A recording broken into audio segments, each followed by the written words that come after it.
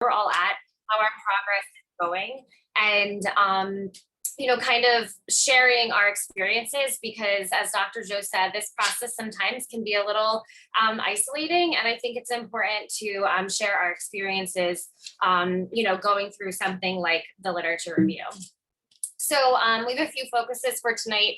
We're going to look just at the stages of the literature review, the basics, the what and why, which I think that's probably where we're all the most familiar with, locating source materials, organizing your materials. So I'll touch a little bit on Zotero very briefly, and then also organizing your literature review in terms of structure. I do also have, I'm going to show a reverse outline that I did of my own literature review, which is just a helpful strategy that I'll explain.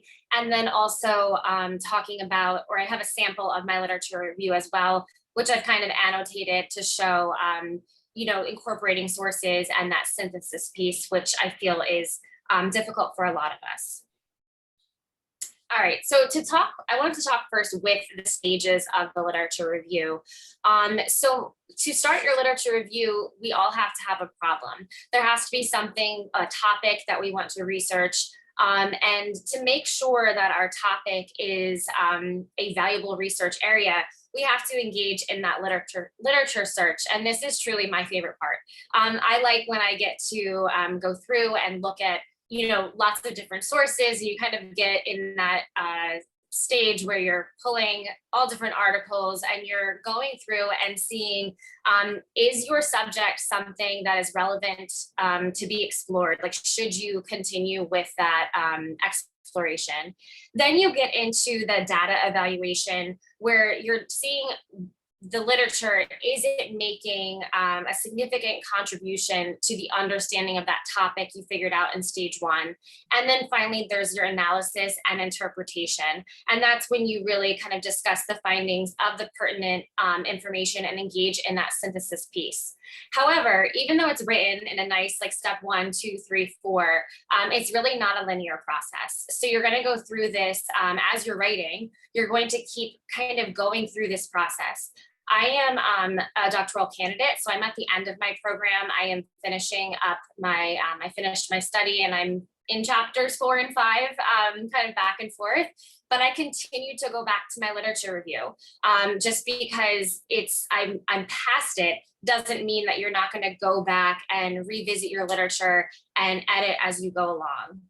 So I wanted to kind of open up the floor to you all and talk about where you're at. So if you want to talk a little bit about, if you started your literature review, what stage of these 4 are you in? And what generally has your experience been like going through this process? And I know it's the end of the day and I'm asking you all to speak, so I apologize.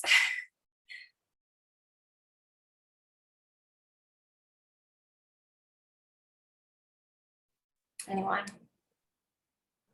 Well, I can just say that I'm just coming out of comps. So I'm at the very, I would say the beginning stages of just starting to work on chapters 1, 2, and 3.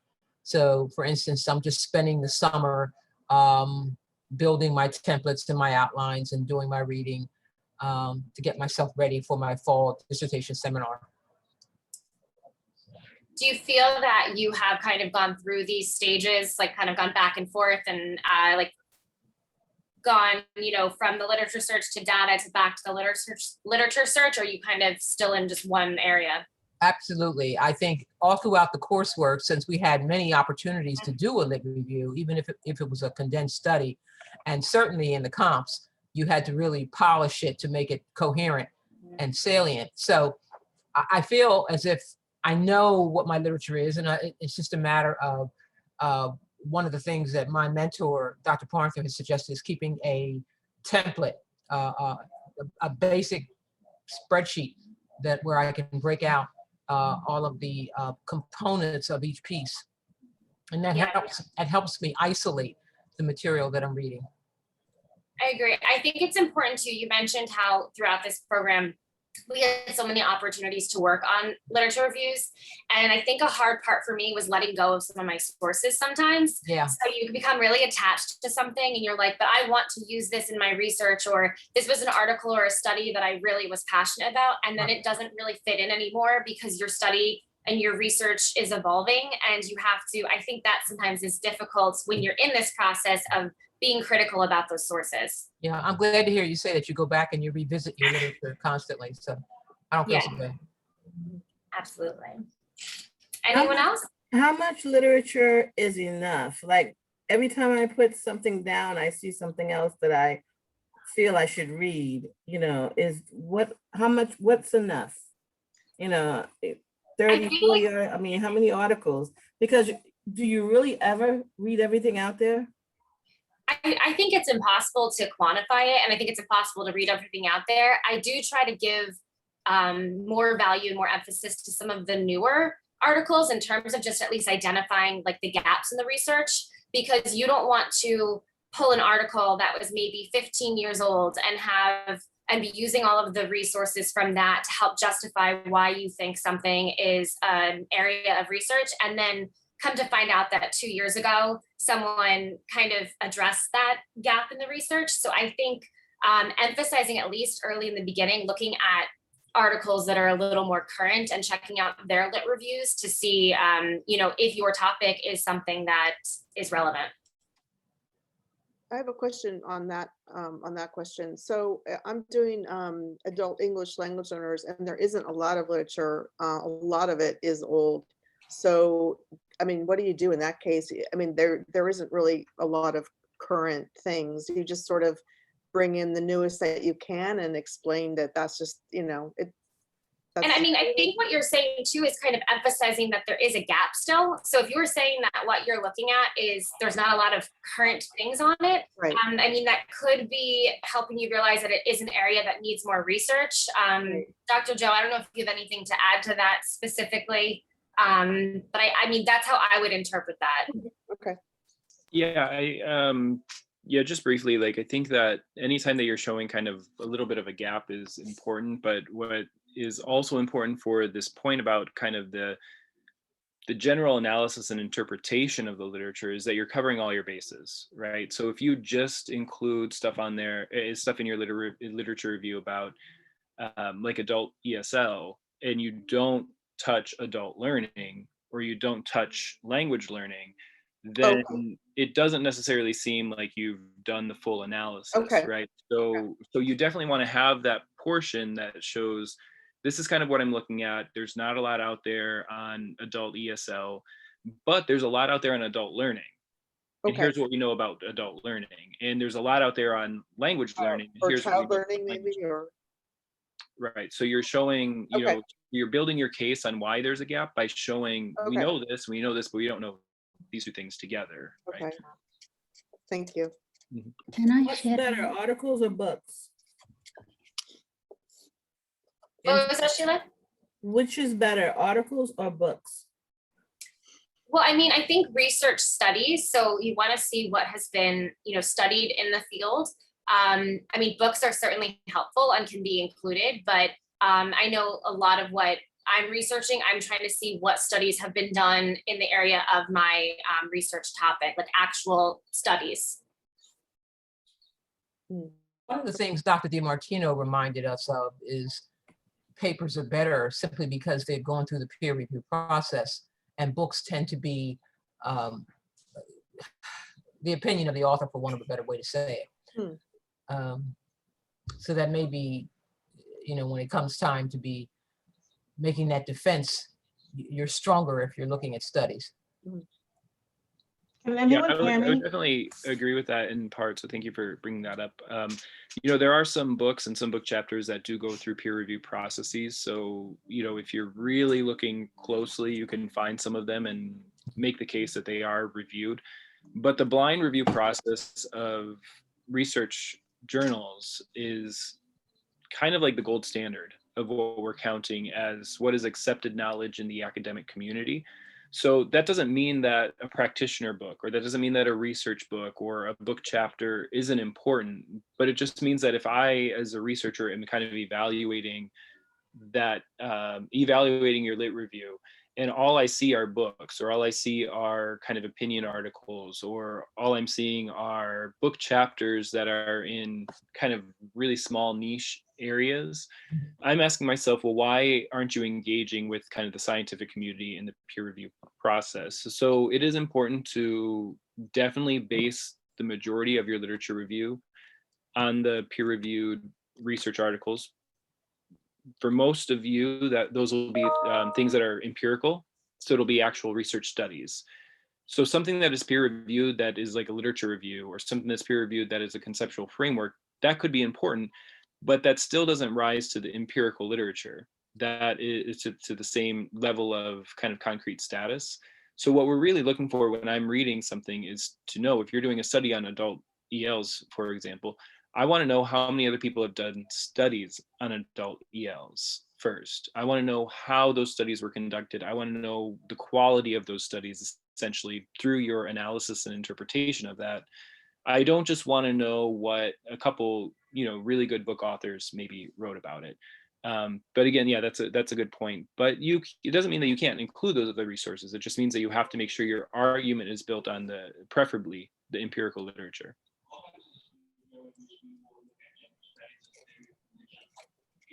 Can I share my experience about my? Yeah.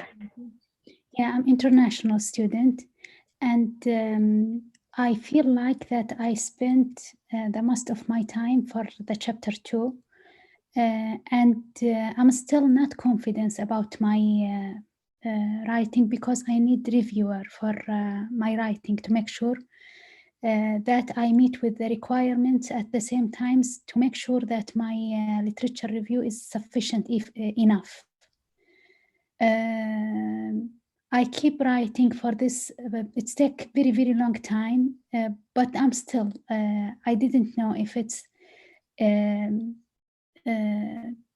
enough or not enough. By enough, I mean it is sufficient, and does it reflect my research goal or no? I mean, I think what really helps with that is having a really clear idea of the organization of your literature review. I think that helps it be very comprehensive, and also really kind of connect and make sure that you are addressing, all facets of it. And Dr. Joe explained before with the English language learners that you have to kind of show what came before a little bit too, to show that, like, make sure you're giving a full picture of what you're studying.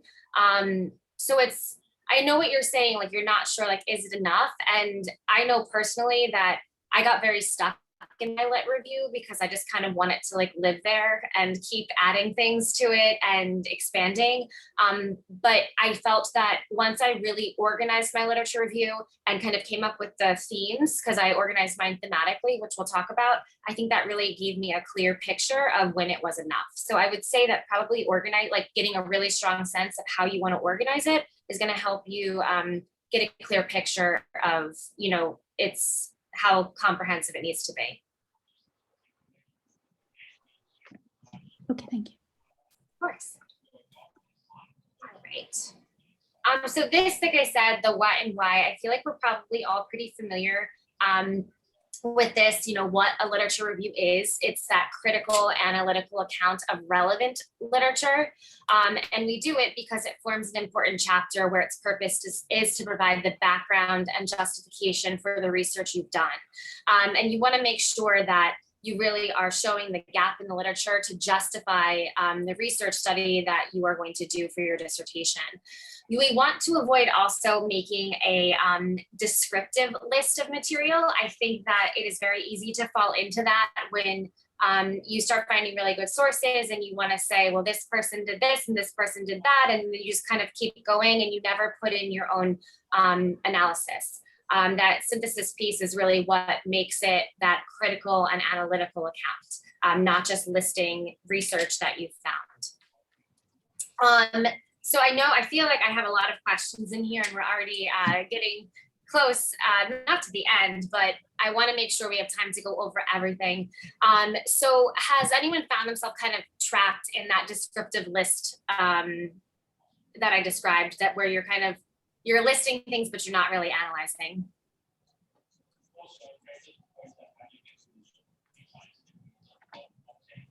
see in the chat. Yeah, so I wanted to suggest, and I left it up there, but often what I try to do for myself is that when I'm trying to provide an original interpretation of what I'm looking at, I ask myself, why does this matter and how does this relate? And I think just kind of keeping those two questions in my mind while I'm writing my literature review prevents me from doing that list of saying, this author stated this, and then in this study, there was agreement, because that's so important. You want to show the connections between the different pieces of research, but you don't want to just let them sit there. You want to make sure that you are explaining the significance to your own research, and then also how it all relates to everything. So those are actually two questions.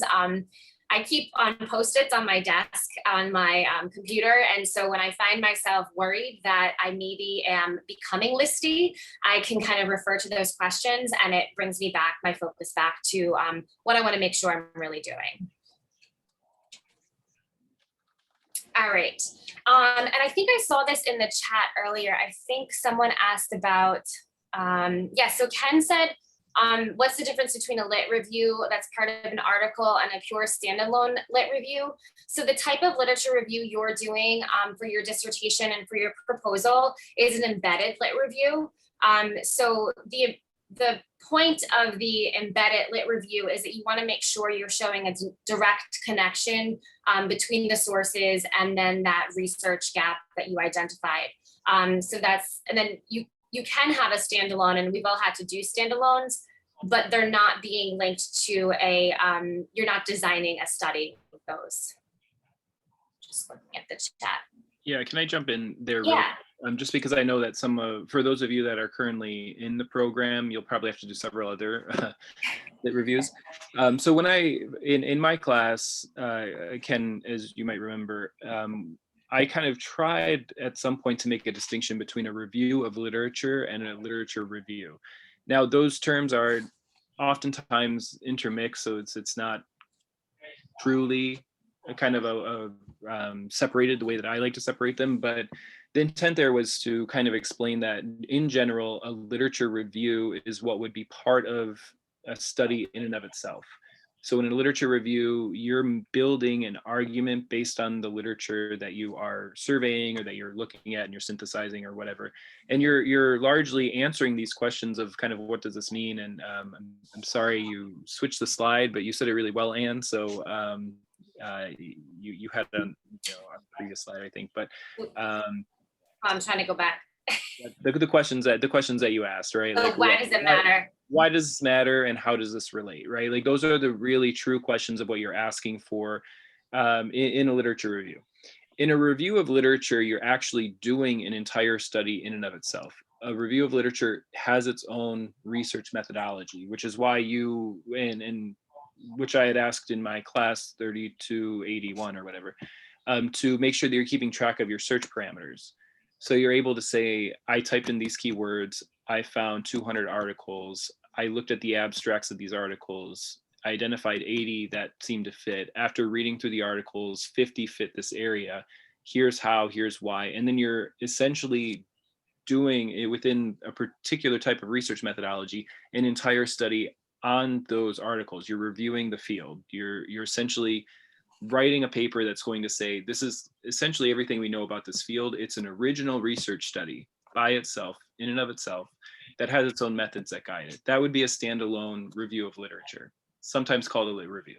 The literature reviews in your dissertation, as Anne pointed out, are slightly different because you are providing this kind of more original interpretation to build an argument for your own study. And when you're done with your proposal into your dissertation, for your own findings themselves. So the way that you approach these two different types of documents, one that's integrated or embedded and one that's standalone, is very different. One is part of a larger research study. The other one is its own research study in and of itself. I don't know if that helps to clarify it, but that's some of the ways that I like to kind of explain that. One's part of a research study, the other one is its own research study. That's very helpful. Thank you so much. All right.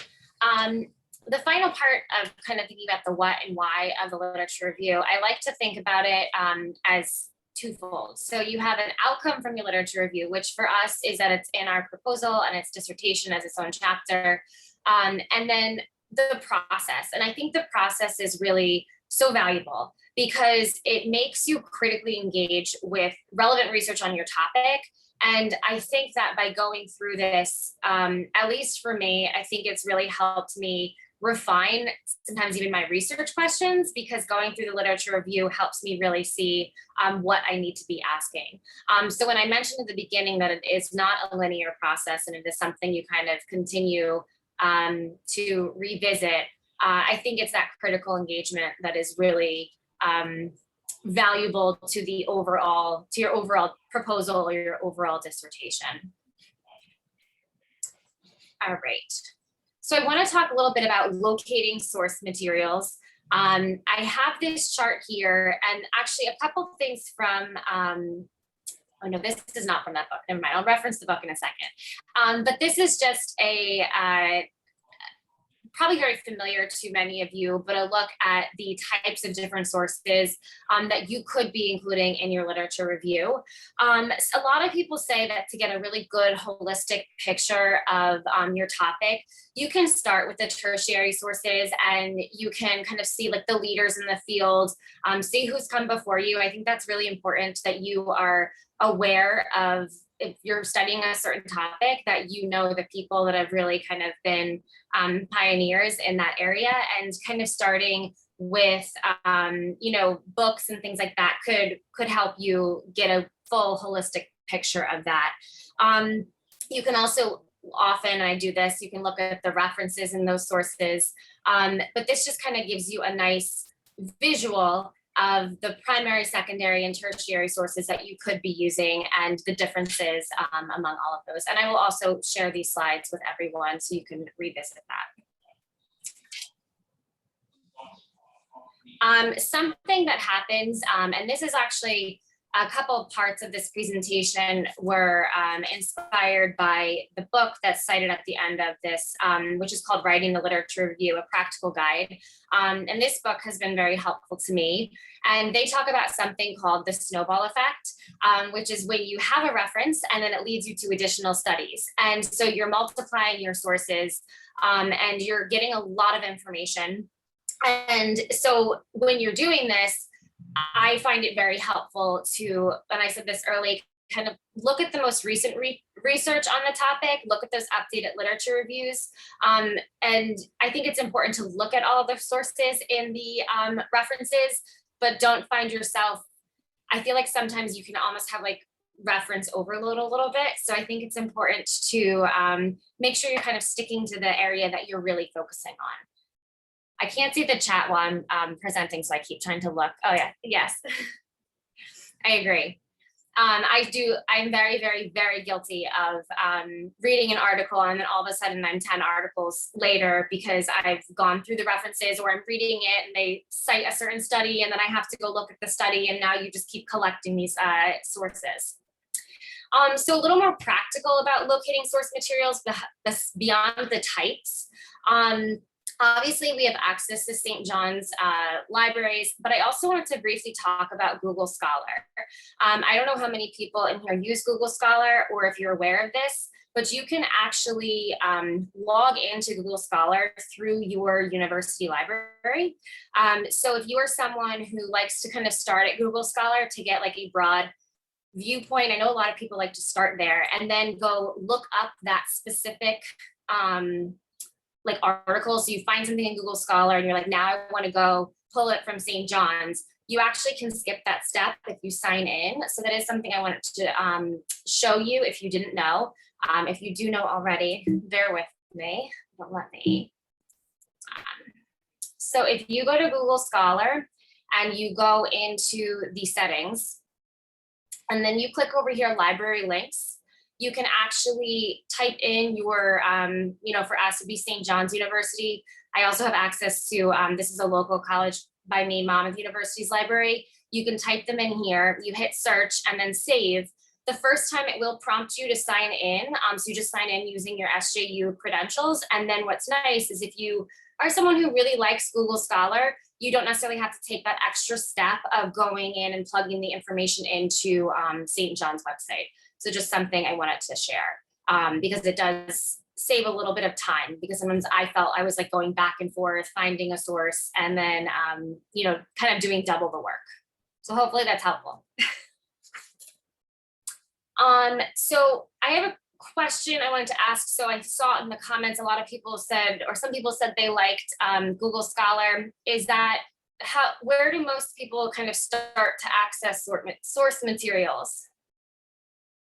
Is everyone really starting at Google Scholar? Okay. I'm just looking in the chat, academia. I use both Google Scholar and I go on the library website. Yeah, no, I agree. I think I'm kind of back and forth between the two. Okay. Library website, Google Scholar. All right.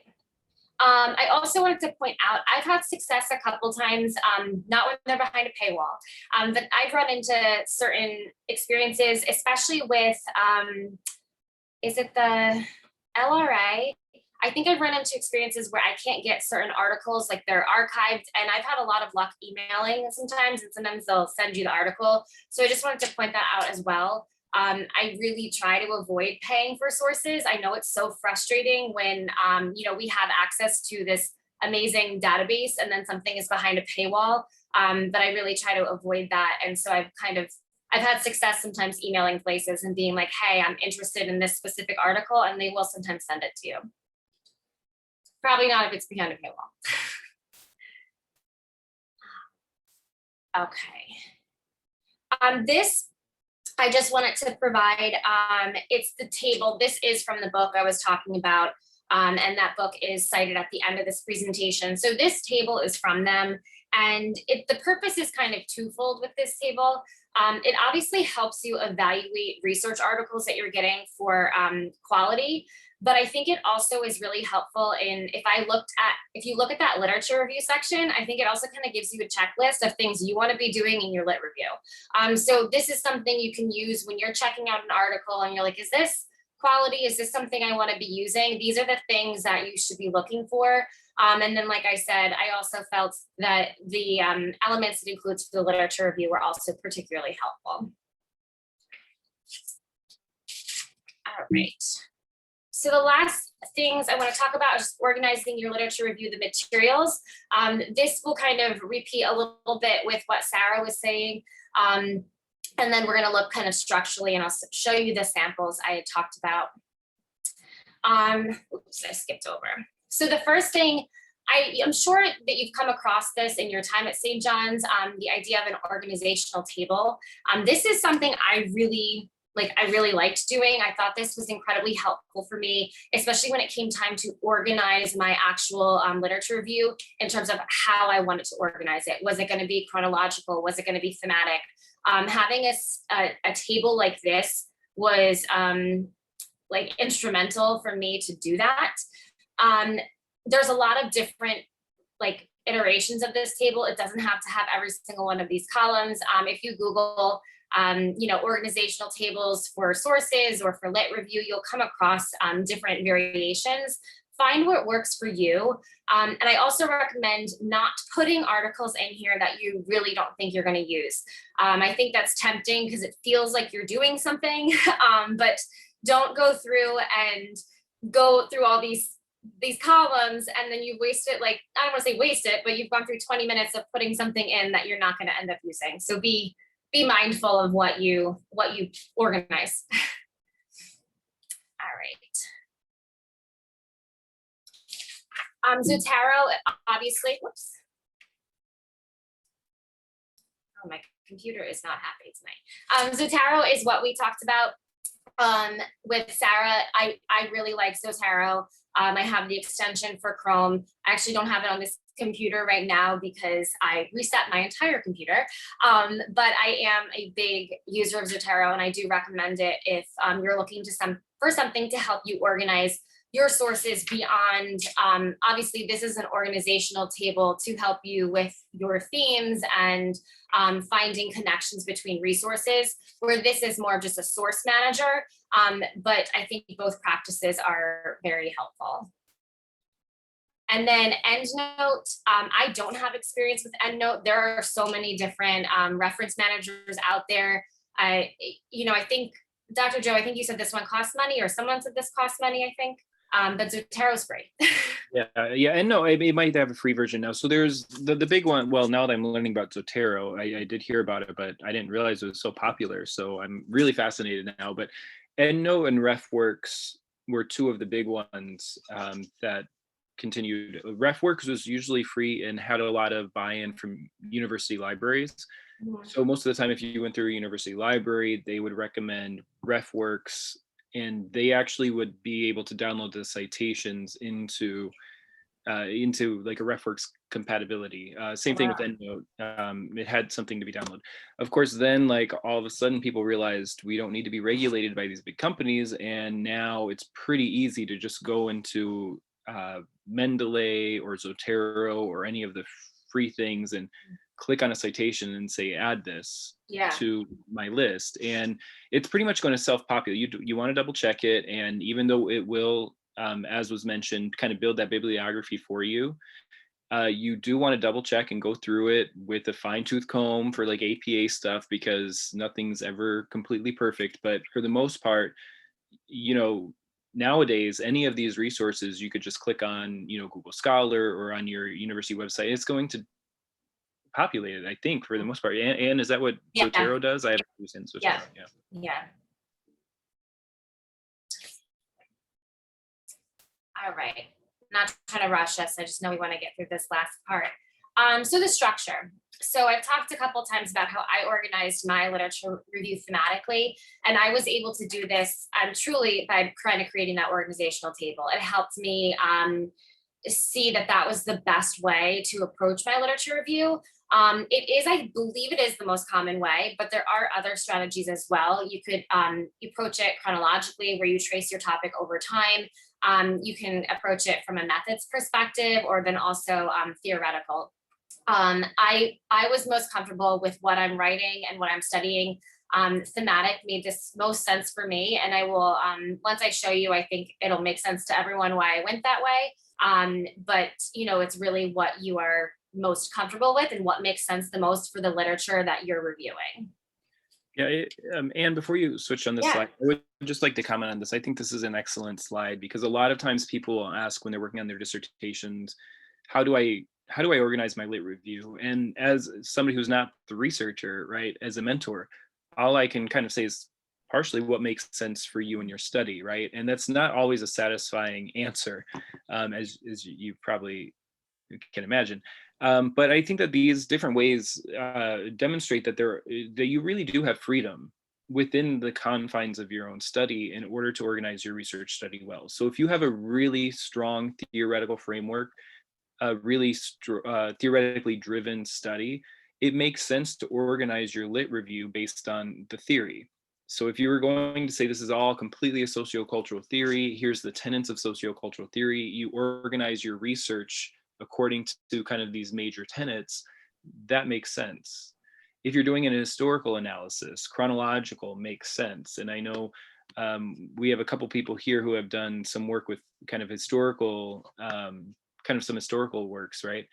Same thing with thematic and methodological. I do think you're right, and I think most people do thematic, and I think that's the most relevant for most studies, but that doesn't mean that you might not want to try your hand at one of these other approaches to see if it fits for you.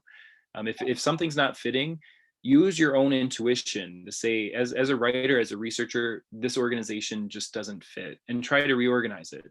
It might take multiple times to kind of outline and categorize, define the structure for the lit review that works for you. And that's okay. Don't just pile everything in there and make it fit if it doesn't feel like it fits. Use your intuition, that'll guide you. And just like the sources where I said sometimes you have to let go of sources, I think sometimes you have to let go with how you think you're going to approach your lit review sometimes too, because I know when I first made my first outline, like at the beginning of the proposal process, I actually came across it the other day, and it is so far from where I ended up.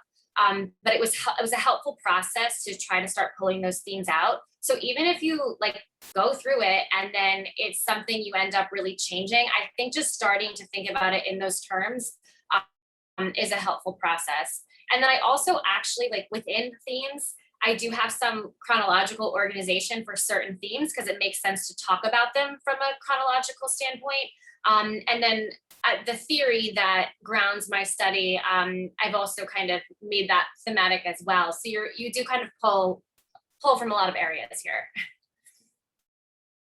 All right. So what I want to talk about, so the literature review sections, even though it's embedded and it's not standing alone, you still kind of have sections to it like a paper. So you have your introduction, and that includes your goal of your research. You also want to make sure you're including how you organize the literature. I actually have these sections, we talked about the APA headings. I have these as different headings, my intro, and then I have organization of the literature. And then you have your body. And this is where APA headings were incredibly helpful for me to organize this section, because it really helps me, especially subheadings, because some themes I had have multiple sub-themes underneath. And by kind of separating them out and using multiple sections, I feel like it really strengthened and organized my literature review. And then obviously your conclusion is, what have you drawn so far? And then revisiting that gap. So I want to show you, skipped over things. This is a reverse outline of my literature review. So this was actually a very positive experience, positive practice for me to do for this. So in my introduction, I talk about the goal of my research. So the study that I am working on, it's a qualitative study. I'm looking at student experiences with podcasts as a supplementary text in the classroom through a critical media literacy framework. So like I said, I did take a thematic approach to my research. And I kind of explained in that section, I talked a little bit about the history behind it. We're, re-looking at what equals a text in the classroom. And then because we've redefined what is a text and how we use it and how our students experience it, the need for critical literacy in the classroom and critical media literacy practices. Then in my body, like I said, I really kind of broke it down into themes where these are headings essentially. So I have the heading of critical literacy in the classroom. Within that heading, I have subheadings. I have creating classroom spaces for critical literacy. And then I have what texts look like in a critical literacy classroom.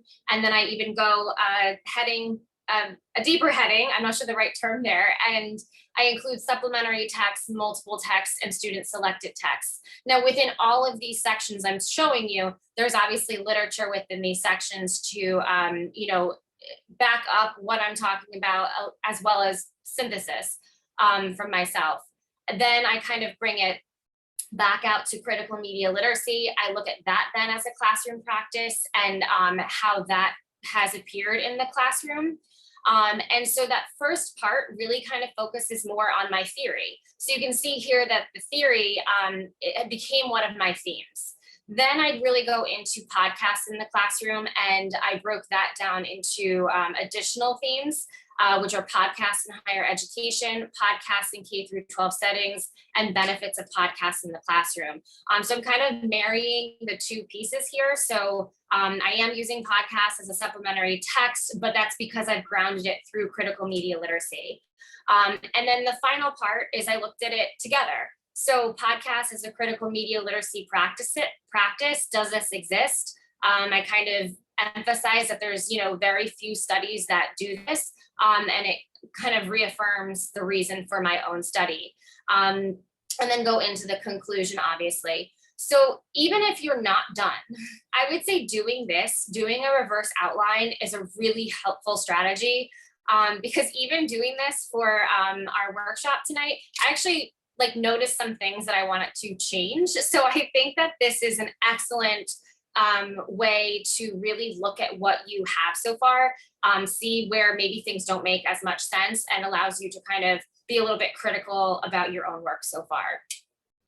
Does anyone have any questions here? I know I just like ran through that really quickly. Yeah, I'm curious about what parts you changed or what parts you realize you want to change. So I feel like I need to add more to that closing part. I realized that because as I was doing this and I'm saying like, well, these are the parts, I feel like I'm a little abrupt and then going into my chapter 3. I feel like I need a little bit more there.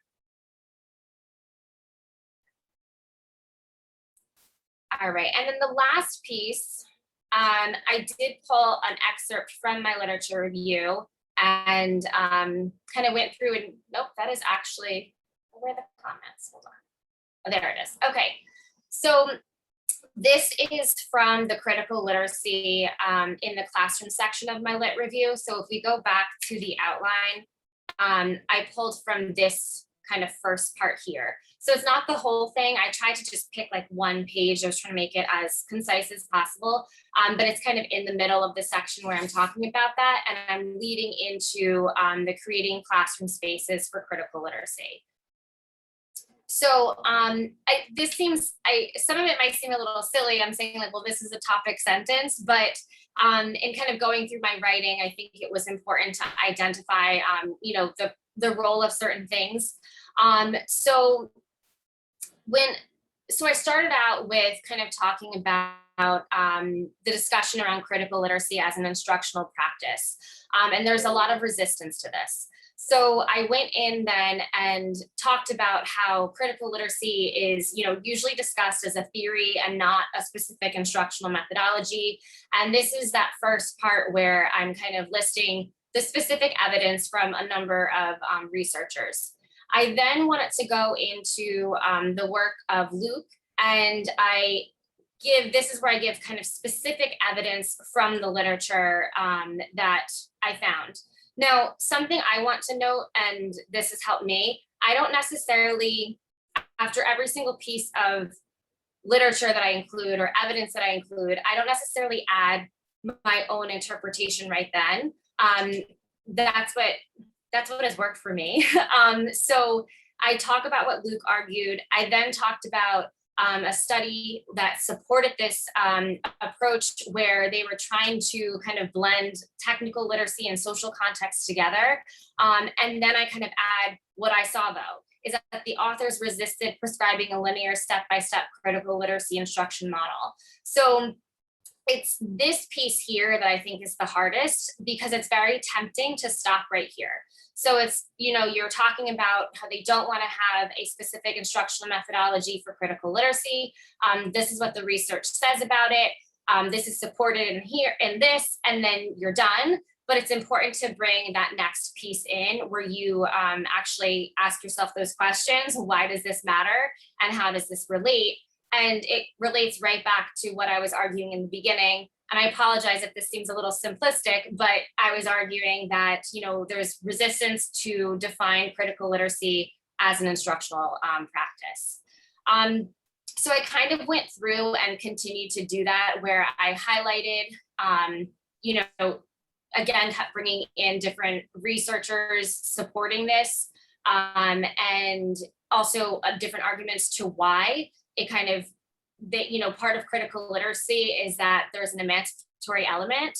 So trying to say there's a single defined method could potentially go against the theory. But then I kind of brought it back together that, you know, yes, there's a lack of prescribed, you know, instructional strategies. There's resistance to this, but educators continue to say that this is something we need to be doing in the classroom, which ties back to earlier, you know, in my lit review as why this is so important, why we need critical literacy practices in the classroom, tying into the change of defining text and things like that. Yeah.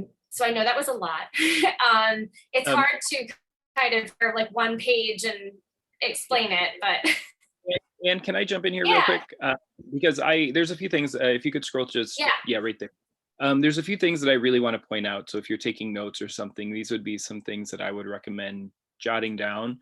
The first is, again, topic sentences. Please do it. We teach our third graders how to do it. In grad school, you should do it, right? Like, but you have no idea how many times I go through writing of my own, other researchers, grad students, it doesn't, all over the place, that there aren't clear topic sentences, especially at the beginning of a section. So I'm not sure if this particularly comes right at the beginning, No, it's but kind of in the middle. okay, but especially at the beginning of a section is where you need to have very clear topic sentences. You should have that in every paragraph, but at least at the beginning of sections. The other thing that I appreciate here is the consistency in tense, right? It's very easy to slip back and forth between, these people say that, or these people write that, as opposed, or past tense, like these people, or this is supported by, or this is, and one thing that Anne's doing here throughout is definitely being consistent in tenses. I actually don't know what the right tense to use is in, I think that as long as you're consistent, that's best. But the consistency in tenses is important. A third thing that I think is important is paying attention to the years. All right. So one of the things you might want to kind of make sure that you're doing is, if you're citing something from the 1960s, that you're not saying, that is that you're putting things in the chronological space if they're related chronologically. So you wouldn't want to say, here's, so and so in 2015 said all of these great things. Oh, that's, also supported by somebody in the 60s who said this, because chances are that person in 2015 probably built on the people in the 60s, right? So you want to make sure that you're not using this supports this, when in reality it's probably the other way around. Just a few things to kind of pay attention to. Now, that's not true in every instance. If they're dealing with different topics or different areas, they very much could be both supporting more evidence towards the same thing, but you want to make sure that you're kind of linear tying of things through those words, like agreed with, supported, all of these things are accurate, right? Is it truly what's going on there, or are you just doing that kind of colloquially because it sounds right? The connectors are also important here, and I think if you scroll down just a little bit to the next paragraph, what I really like is the way that these two paragraphs are transitioned. Right. So, however, despite the lack of resistance, blah, blah, blah, all this stuff. And then because we learn, teach, and live, there's like a clear connection here. They flow together. They sound good together. The topics kind of coalesce together.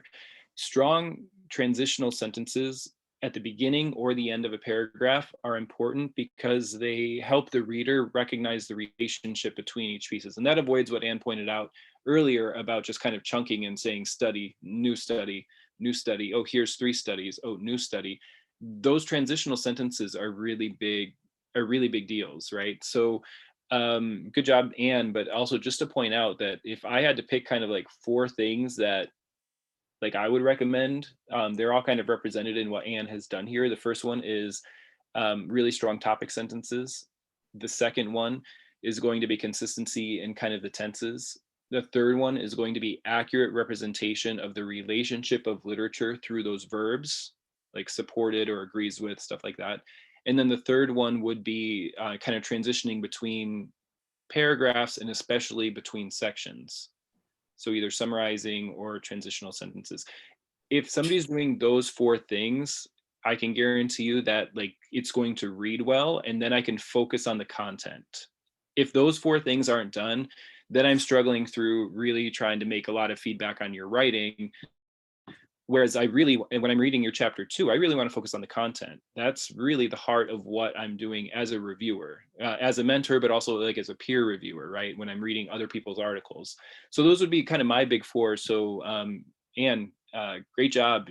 Your writing does those things. I also wanted to add, because it was something that I think when I started, I was like, how do people do that? How do you know that?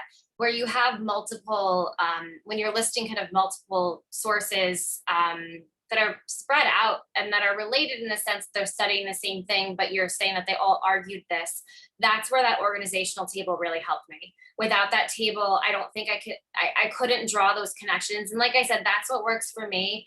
I also don't want to admit it because it's not the greenest thing, but sometimes printing things out and labeling them has helped me as well, to kind of see the commonalities among what people are arguing and all the differences as well. So I think that's just something I wanted to add. But that's really all I have. I think I brought us right up to a little over the end. But like I said, I will share the slides. The reference, the book that I'm talking about is here. It's a 2019 text called Writing the Literature Review, a Practical Guide. Not everything is pulled from there, but I do find it to be a really helpful, at least for me, resource. So, thank you all so much. Thank you.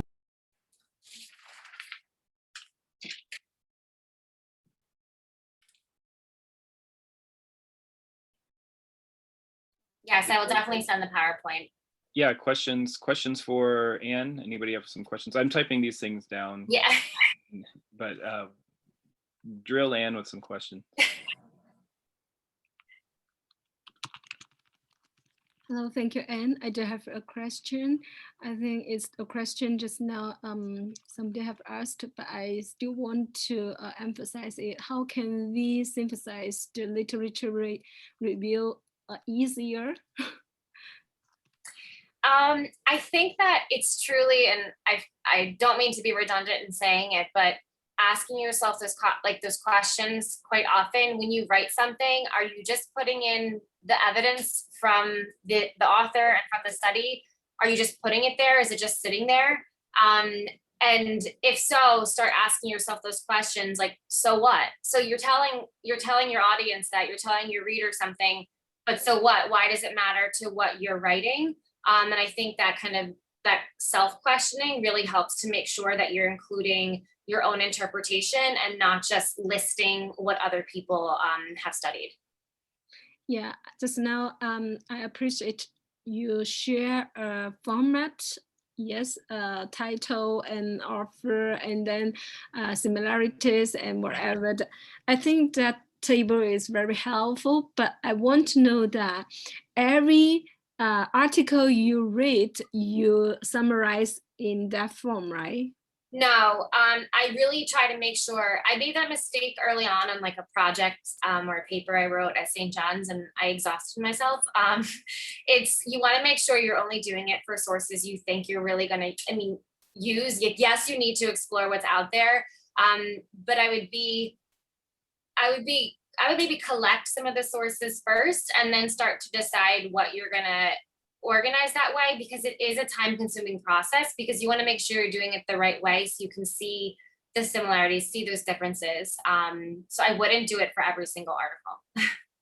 Yes, because I have that similar table from my professor too, but I try to do that, and then I think it's really time consuming. Yes, so I did maybe 10 or 12, and then I think, oh my God.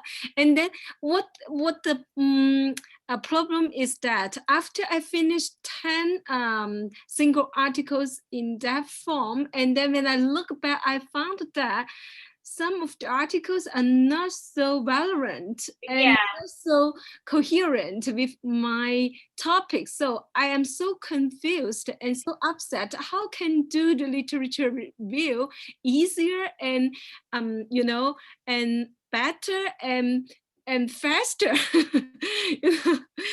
I don't know if there is. I don't know if this is the best answer.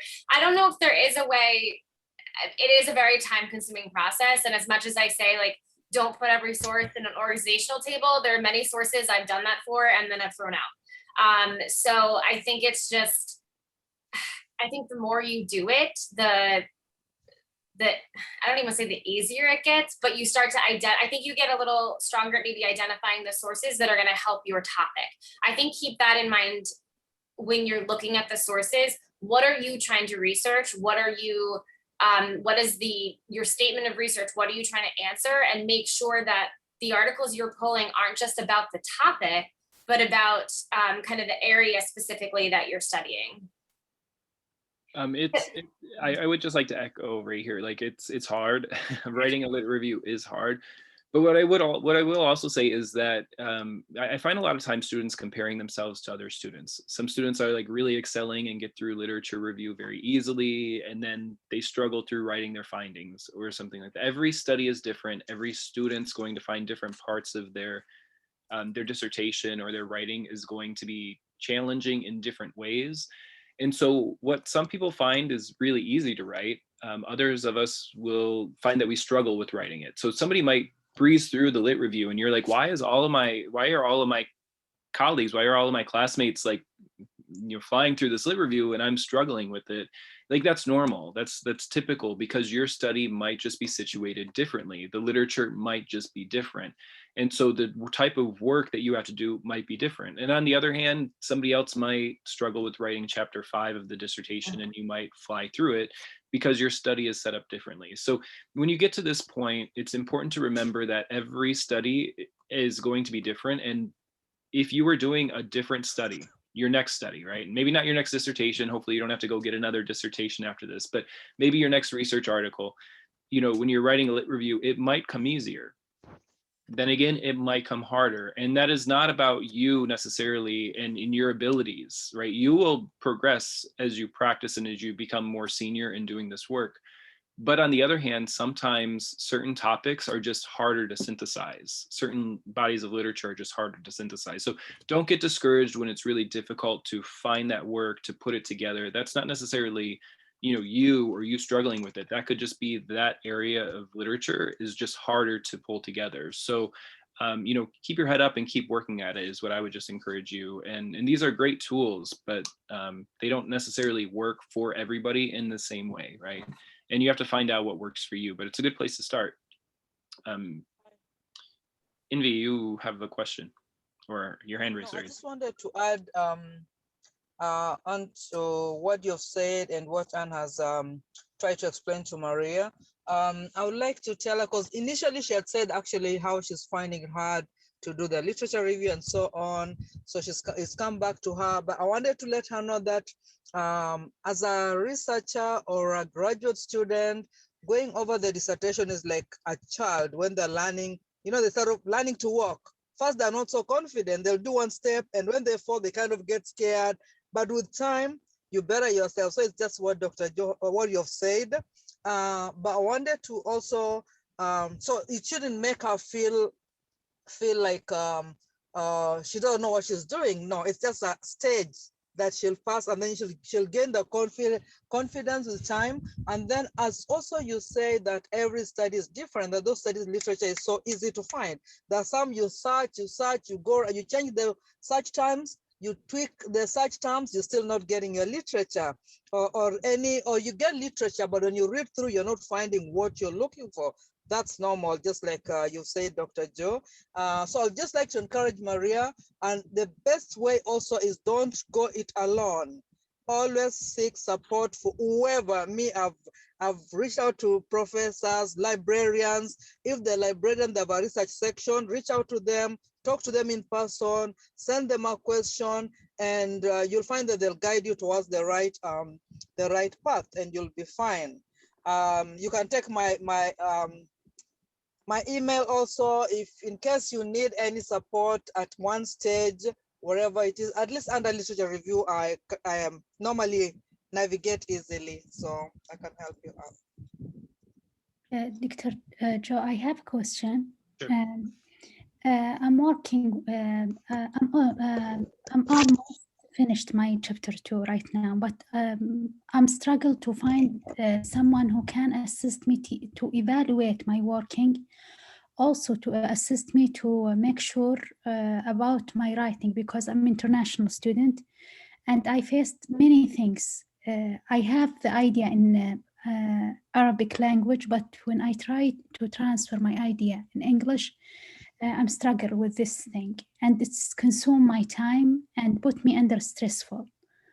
I try to find sufficient person to assist me in order to review my writing, but unfortunately I couldn't. Sometimes I work with my ESL teacher, but I'm not sure if my writing is okay or not. Do you have any suggestion or anything that can assist me, because it's really hard to me? Yeah, yes, I will address this. I know So I know some of you do have to go, so I just want to, before you leave, I just want to remind everybody that next week we will have another session, and that will be on job searching. So again, thank you, Sheila and Jessica, for putting that together, just in case anybody has to go. Dr. Sampson will be here with me to talk through some of the how to look for jobs, how to break down job, I guess, what are they called? Job postings and stuff like that. So mostly for academic stuff, but others as well. Okay, back to this question though. Writing can be difficult, especially for second language learners. When you're writing in a second language in a very technical way, right? Like a lit review and the rest of the dissertation is a technical writing skill. Have you checked into the writing resources at St. John's yet? Yeah, I had an experience with the Writing Center. They only offer 2 hours weekly. Okay. And during this 2 hours, it doesn't work, 2 hours for writing dissertation. Right. At the same time, we have 15 minutes for each session to make evaluation for the session. Okay. It doesn't work at all. Okay. Yeah. Yeah, I've never been to the Writing Center, but I know it's a resource that we're supposed to recommend, but thank you for that. So one of the ways to do this is honestly really finding colleagues that are willing to work with you in your programs or wherever you are, to maybe be able to work on a small section. One of the problems with dissertation work is it's just so long. When you're writing chapter 2, it's just so long. Honestly, what I do in qualitative writing, when I'm teaching qualitative methods, I never ask students to give me an entire paper. I'll never get through the whole paper and be able to give the proper feedback that I need to give to people on their writing. Qualitative writing is a specific type of writing. So what I do is I usually ask them for 2 to 3 pages of what they think is their best qualitative writing. All right. So when you're working on your dissertation, I only want to see 2 to 3 pages, and I will make a whole bunch of comments, hundreds of comments on those 2 or 3 pages. And it takes me hours to go through 2 or 3 pages because I'm making recommendations on things like verb choices, adjective choices, sentence construction, and I'm looking at that as a qualitative writer. So the same would go with the lit review, is that it would be very helpful to, rather than giving, handing over a large section, to sit down with somebody with just one section that's only a couple pages long, to really focus on, like, what I'm trying to do is say these things. You can talk through that verbally, and you can work through your writing with that person on a small section, and then you're going to have to apply some of that information to other sections as well. So again, a lot of times colleagues will do this in a way that's, if you read my paper or you work with me, I will read your paper, and I still have colleagues that do that too, right? They're like, hey, can you read this paper for me? And yeah, I'll read it for you if you read one of mine, because it does take a lot of time. So sometimes it's a little bit of a give and take for you to then read somebody else's paper and go through it. But working in kind of writing groups can be very beneficial in this, because you can sit down with a colleague, with one of your classmates, and rather than spending 2 hours in the Writing Center, which is of course going to be a different relationship, you can actually sit down and talk through some of these ideas and say, well, what I'm trying to say is, and explain it, and then ask somebody to help you craft that into a really cohesive, paragraph or section or whatever. And then you start to learn the specific skills, but you have to be responsible for taking those writing tools that somebody is showing you, or that somebody is recommending to you, and then figuring out how to apply it later on. But it can be a very difficult challenge to write a literature review, especially if you're not used to writing it, and especially if you're not used to writing it in English. Obviously, Arabic and English are very different languages, and it's not lost on me that when we translate things from one language to another, more than just languages transferred over, right? There's the way that we do culture, right? The way that we do language, from language to language, changes. So the way that you might build an argument in an Arabic written literature review could be very different than the way that you would build that argument in an English written literature review. Because the languages and the kind of ways that we argue for our points in languages are different as well. So I understand, you know, the challenge. It does take a lot of work. As far as the writing piece, you know, working with your colleagues, working with your classmates is going to be beneficial. In terms of evaluating, for me, there's two different things that are happening in a lit review. There is the writing piece, and that's kind of what I just talked about, that you're going to have to find, you know, somebody that's going to sit down and do the work with you to edit, to revise, to kind of work with you on the best conventions to use. The other part is the broader synthetic kind of meaning making that takes place in a literature review.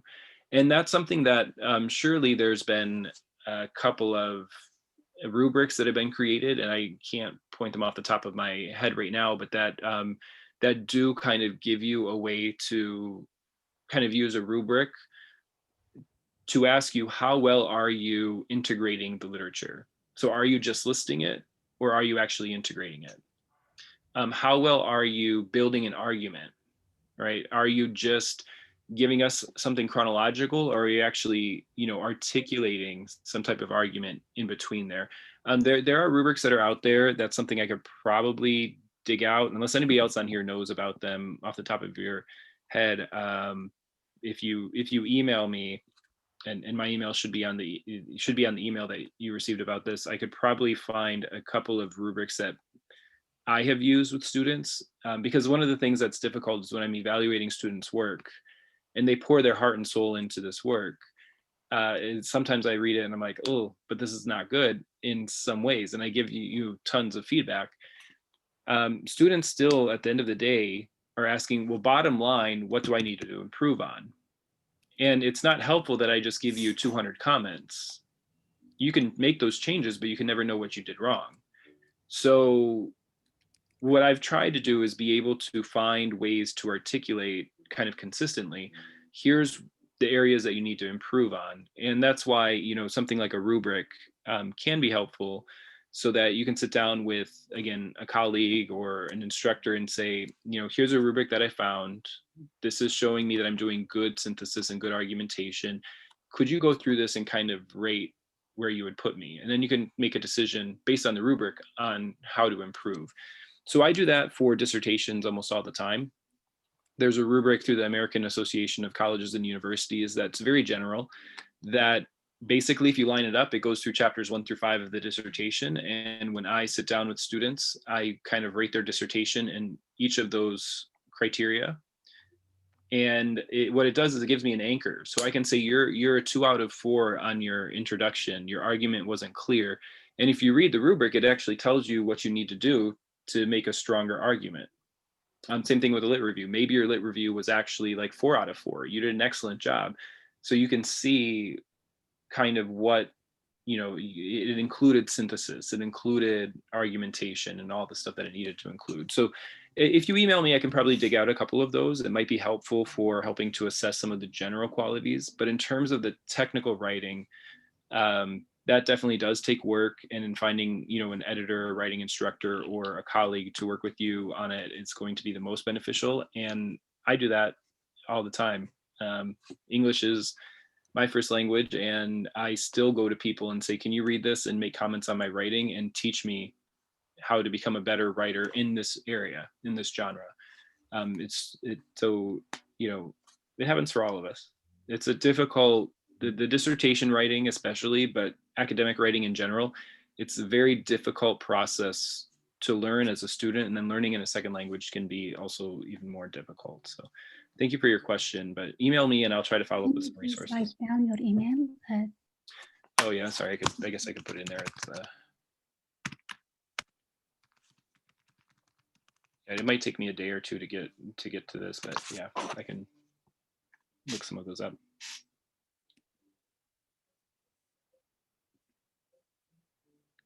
All right.